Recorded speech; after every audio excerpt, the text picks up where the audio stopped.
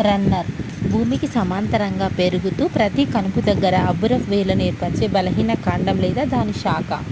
షేజోకార్ప్ అంటే ఒకే విత్తనం గల ఫలాంశాలుగా విడిపోయే శుష్క ఫలం. అవి అవిదారకంగా ఉండి ఫలకవచం పూర్తిగా క్షీణించిన తర్వాత ఫలాంశంలోని విత్తనాలు విడుదలవుతాయి. వృంతరహిత స్థితి అంటే కాడలేని పత్రం లేదా పుష్పాన్ని వృంతరహితం అంటారు.